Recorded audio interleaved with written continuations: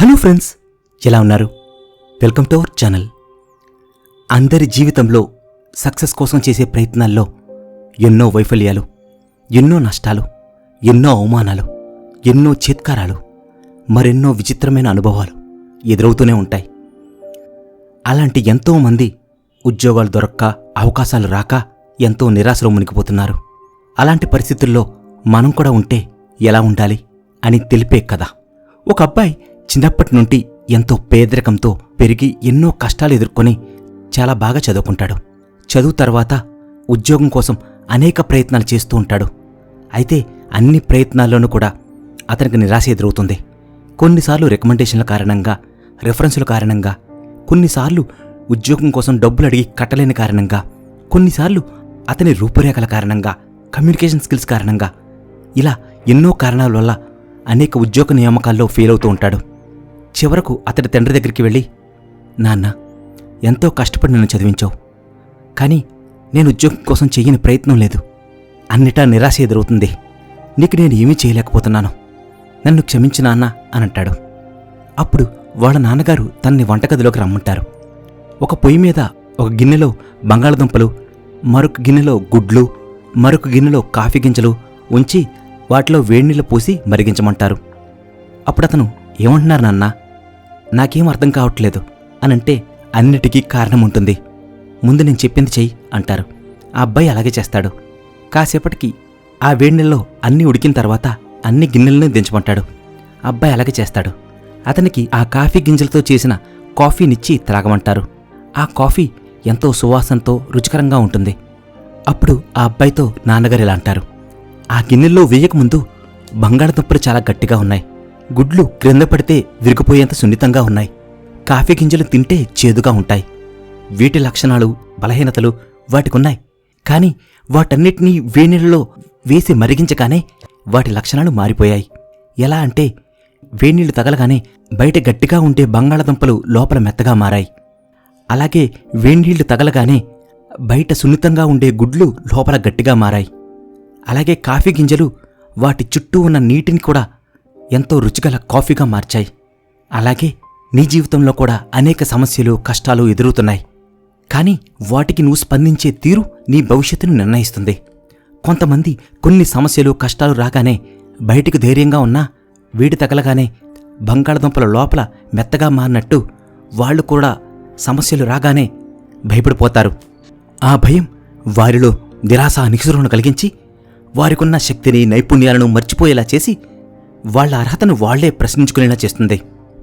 ఇంకొంతమంది ఉంటారు, బయటకు ఎలా కనిపించినా, ఎన్ని బలహీనతలున్నా, ఎన్ని కష్టాలు ఎదుర్కొన్నా ఒక సమస్య రాగానే గుడ్లు ఎలాగైతే వేడి తగలగానే వాటి రూపుని లోపల గట్టిగా మార్చుకుంటాయో వీరు కూడా మనసును ధైర్యంగా ఉంచుకుంటారు.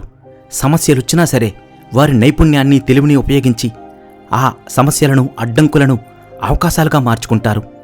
ఎంతో వినయంతో, విశ్వాసంతో, పట్టుదలతో ప్రయత్నించి జీవితంలో ముందడుగు వేస్తుంటారు. ఇంకొంతమంది ఉంటారు, వీరు చాలా అరుదైన వారు. వీరిలో ఏ లోపమున్నా, సమస్యలు, కష్టాలతో పెరిగినా వాటిని అధిగమించి కాఫీ గింజలు ఎలాగైతే వాటి చుట్టూ ఉన్న నీటిని కూడా విలువైన ద్రావణంలా మార్చాయో అలాగే వీరి జీవితంలో ఎదురయ్యే అనేక సమస్యలకు పరిష్కారాలను కనుగొని వారి తెలివితేటలని, నైపుణ్యాల్ని ఉపయోగించి వాళ్లతో పాటు ఇంకో 10 మందిని సైతం విజయం వైపు నడిచేలా చేస్తారు. ఈ ముగ్గురిలో నువ్వు ఎవరిలా ఉందామనుకుంటున్నావు? నువ్వే నిర్ణయించుకోవాలి అంటారు. ఇక్కడితో కథ అయిపోయిందండి. కానీ మన కథ ఇప్పుడే మొదలైంది. అడుక్కునేవాడి నుండి అపర కుబేరుడి వరకు అందరికీ వారి స్థాయికి తగ్గ సమస్యలు, కష్టాలు ఉంటాయి. అలాగే అవకాశాలు వస్తాయి. అయితే కొంతమందికి సమస్యలు ఎక్కువగా వస్తాయి, అవకాశాలు అరుదుగా వస్తాయి. అంత మాత్రాన వాళ్ళు నిరాశ పడకూడదు. ఎందుకంటే ఆ సమస్యలు, ఆ కష్టాలు కేవలం వారి స్వయంకృత అపరాధం కారణంగా వచ్చినవి కాదు. కొన్నిసార్లు బయట పరిస్థితులు అనుకూలంగా లేకపోవచ్చు, కుటుంబ పరిస్థితులు అనుకూలించకపోవచ్చు, ఆరోగ్యం సహకరించకపోవచ్చు. ఇలా అనేక సమస్యలు మిమ్మల్ని చుట్టుముట్టవచ్చు.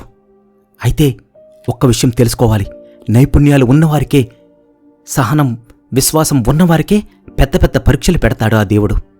ఆ మనిషిని ఫెయిల్ చేద్దామని కాదు. ఒక రాయిని కొట్టే కొద్దీ శిల్పంలా మారుతుంది.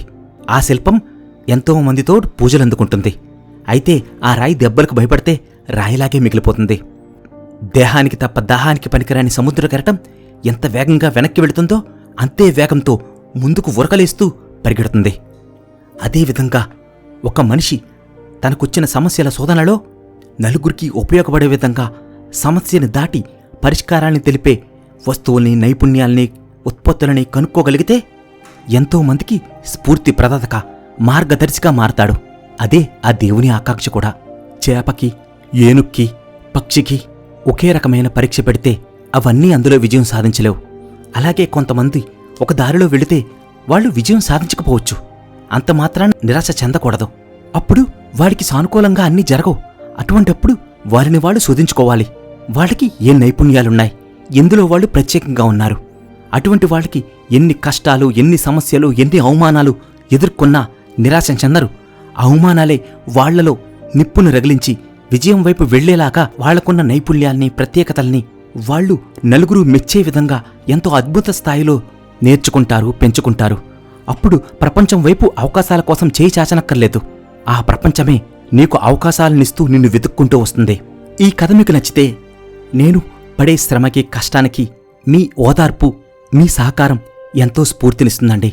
అందుకే మీకు తెలిసిన వారందరికీ కూడా ఈ మంచిని పంచండి. తప్పనిసరిగా లైక్ చేసి మమ్మల్ని సపోర్ట్ చేయండి.